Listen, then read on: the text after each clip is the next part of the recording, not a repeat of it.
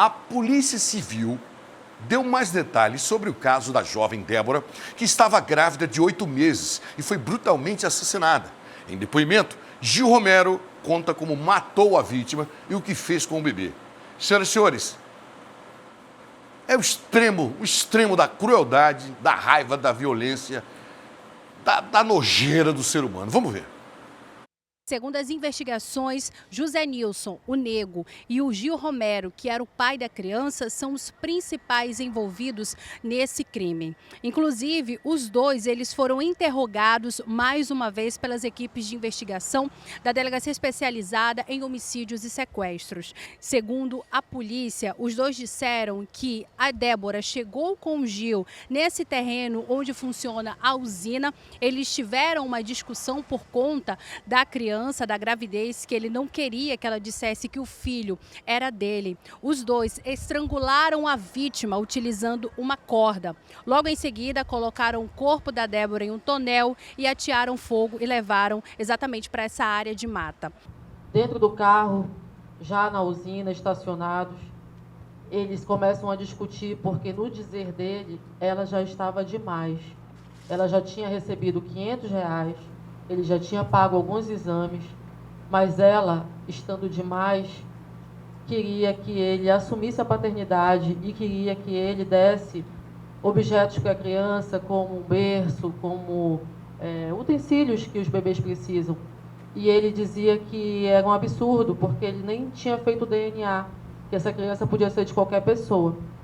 Ele saiu do carro, virou para o Nego e disse: "Tu garante?" No que ele falou: "Garanto." E pegaram uma corda que estava na picape Montana, dirigida pelo Nego, voltaram ao carro, ele sentou-se, o Gil Romero, sentou-se no banco de trás do Honda Civic em que ele estava, e ele disse que o Nego, então, disse: "Ela é uma mulher, ela está grávida." E aí ele disse: "Então eu vou puxar primeiro." E começou a puxar a moça pelo pescoço com aquela corda, pisou no peito dela e com a corda por trás do pescoço finalizaram então esse estrangulamento. Desceram a moça já queimada nesse tonel até essa área de mata e o Neguinho foi embora depois que fizeram toda essa tentativa de ocultação. No entanto, o Gil Romero, ainda no trabalho, começou a pensar que se aquele corpo fosse encontrado e aquela criança fosse submetida a DNA, ele seria imediatamente o principal suspeito do crime. E ele disse que se desesperou e pegou uma faca de pão que se encontrava lá no local onde ele trabalhava, abriu a barriga da moça, desceu novamente, onde estava o tonel, abriu o tonel, com uma faca de pão, extraiu a criança que já estava morta. Então ele pegou um saco de estopa, encheu de objetos metálicos, de resto de obra, do que ele encontrou, fechou aquele saco, colocou um outro saco, colocou isso tudo no porta-mala do carro dele, foi até o porto do Ceasa, resolveu atravessar para o lado do Careiro e no meio do rio ele arremessou esse saco que afundou imediatamente devido ao peso. A Polícia Civil estava à procura de Ana Júlia Azevedo, de 29 anos, que é a companheira do Gil. Inclusive, a Justiça havia expedido mandado de prisão temporária contra ela. Ela se apresentou na delegacia na manhã dessa quinta-feira, mas durante a coletiva, a Polícia Civil disse que, nesse primeiro momento, a Ana Júlia ela não teria participação na morte da Débora. Inclusive, ela disse para a polícia que, depois que o crime aconteceu, o Gil chegou com ela e disse que tinha cometido uma besteira e precisava sumir por algum tempo. Foi exatamente quando ele fugiu. Após a prisão do Nego, após a descoberta do cadáver da Débora, foi que a Ana Júlia, passou ali a se comportar de maneiras estranhas. Ela não foi mais vista, não conseguimos mais falar com ela e, analisando o depoimento dela inicial, observamos ali que estava totalmente fora de tudo aquilo que nós já tínhamos de informação naquele tempo. Ou seja, ela mentiu. No primeiro depoimento dela, notamos sim, uma certa frieza e uma certa, digamos assim, não concordância dos familiares da Débora em ficarem acusando o marido dela de ter assassinado. Ela se apresentou no dia de hoje com seu advogado aqui na Delegacia Geral e já foi novamente oitivada aqui pela doutora Débora, no qual ela já, assim, mudou um pouco ali a versão inicial do que ela havia apresentado, né? Já informou a questão dos veículos, que de fato sumiram no dia do crime da casa dela, porque ambos os veículos do Gil Romero foram utilizados nesse crime. Então ela já contribuiu ali com as investigações. Nós da Delegacia de Homicídios entendemos que ela não é de pouca utilidade agora para os fins de investigação. Ainda nessa quinta-feira, familiares da vítima estiveram aqui na sede da Delegacia Geral em busca de respostas, exatamente para saber se a Ana Júlia teria participação nesse crime e também saber onde estava o bebê. Desde o começo, eu sempre tive esse pressentimento assim, de que ela tinha esse contato, né, pela forma da crueldade com que foi feita com a Débora, sabe? Parecia uma vingança, sabe? Parece aquelas coisas que a gente assiste em filme de terror. Mas eu sempre achei que ela tivesse contato porque, assim, mano, tu tem um companheiro, tu vive com ele, acontece tudo isso, o momento que ele estava cometendo essas atrocidades, tu não estava sabendo de nada, todo o movimento, porque não foi uma coisa que foi feita assim e todo mundo ficou quietinho ali. Teve um movimento, teve várias participações. E como que tu não fica sabendo o que teu companheiro está fazendo? Na hora que os meus sobrinhos foram lá questionar dele no domingo à tarde, ela estava lá. E quando ele se atrapalhava, quando ele ia falar alguma coisa que ele se atrapalhava, ela tomava frente e tomava partido e respondia às indagações dos meus sobrinhos. Então, eu acredito que ela já sabia de tudo, sim. E eu acredito que ela estava envolvida e eu acredito que ela é a mentora de tudo. A partir de agora, José Nilson Nego e também o Gil Romero Machado, de 41 anos, eles vão responder por feminicídio qualificado e também aborto. Eu não tenho a mínima dúvida que essa mulher sabia do que estava acontecendo.